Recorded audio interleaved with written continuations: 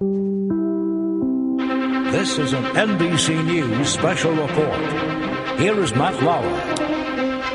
And good morning, everyone. I am Matt Lauer in New York, and we're covering breaking news this morning coming out of Colorado. The town of Aurora, Colorado, which is about 12 miles to the east of Denver, is a scene of a shooting this morning. Police there were called shortly after midnight to a multi-screen movie theater in a mall where The Dark Knight Rises was being shown, a midnight showing. As you might imagine, a packed theater or several packed theaters, and someone began to open fire, or more than one person began to open fire. We're getting reports that 10 people have been killed, 38 others have been injured. One person is under arrest. I want to go right now on the phone to Jace Larson, who's a reporter for our affiliate out there, KUSA. Jace, good morning to you. What can you tell us?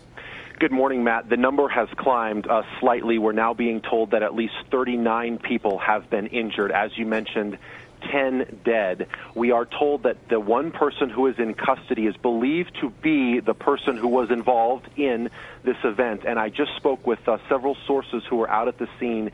They are still keeping an eye out, wondering if there could be anyone else involved. But at least initially, they believe that the one person who they have in custody is the person who would be the mastermind behind this event here. We're hoping to get some more information here just within the next few minutes, but we're being told that these numbers, the 10 dead and the 39 injured, whenever we ask for clarification on this, we're told at least 10 people are dead, at least 39 people are injured. And so at this point, we don't know if that number is going to go higher. This is at the town center at Aurora movie theater here. And you mentioned that Aurora is very close to Denver. It virtually touches Denver in terms of its one metro area here.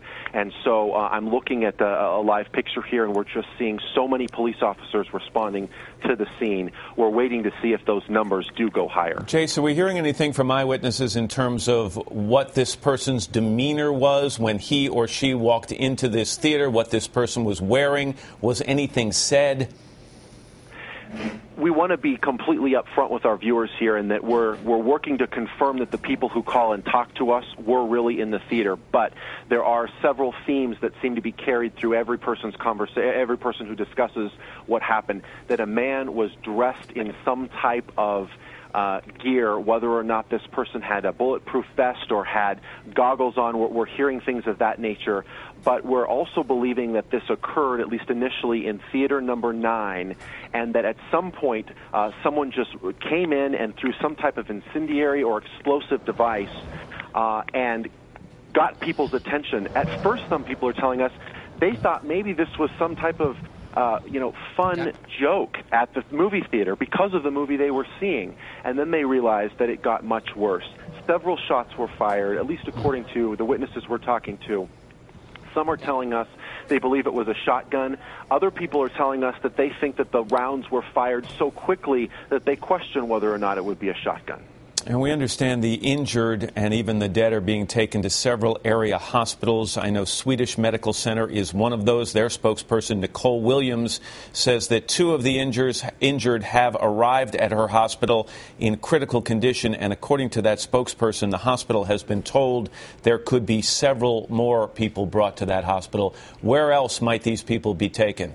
They're also being taken to Denver Health Medical Center, which is one of our Trauma 1 hospitals. For viewers who aren't familiar with it, a Trauma 1 is a hospital that has staff 24 hours a day ready to immediately respond. And so we know that there are at least a handful of people that were also taken to Denver Health Medical Center. We don't know exactly where else people are taken. We know that there are some hospitals that were closer to the scene, but of course you would want to take someone to a Trauma 1, certainly if they were in this situation. Yeah, and let's just remind people, this happened shortly after midnight. This would have been a midnight showing of The Dark Knight Rises, a movie that premiered last night. So those theaters, the multiple theaters that movie would have been showing in, probably were packed. You say this is a multi-theater facility, and so those people would have packed that theater just after midnight to see this film, and we have reports that the calls started coming in at about 12:30 a.m., so just about 30 minutes into this event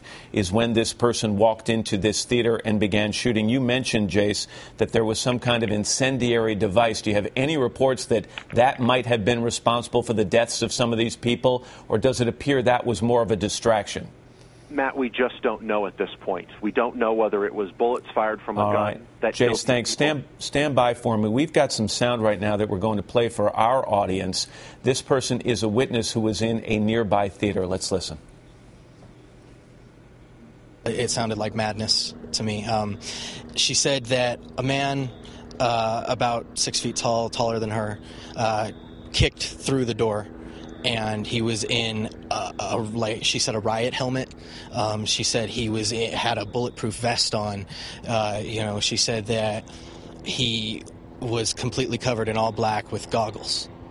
And she said that after that point, when she saw that he was holding a shotgun, her and her boyfriend dropped to the floor and just kind of started to crawl to see if they could get away.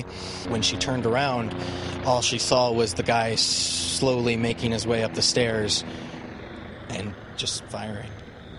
That was an eyewitness, or someone who spoke to an eyewitness in one of the theaters where this gunman walked in and opened fire shortly after midnight. I've got Jace Larson on the phone from our station KUSA. And Jace, you start to think about the number of injuries here and the number of dead that we're talking about.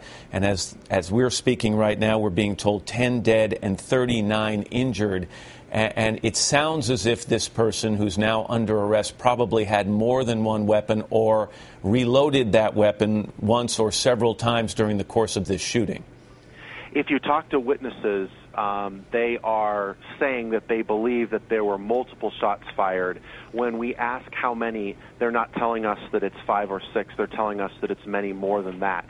But again, we know from previous experiences, unfortunately, that sometimes, you need to kind of wait to get those numbers. It is tough at this point to not think of Columbine here because that is what occurred so close to this area here in the same metro area. And that's certainly when you talk to people on the phone and they're calling in the newsroom or you're calling them, that seems to be what people are bringing up, and that is a very tough thing. People around you, that was a very traumatic experience for so many people. Matt, I want to tell you one other thing that we're hearing from people.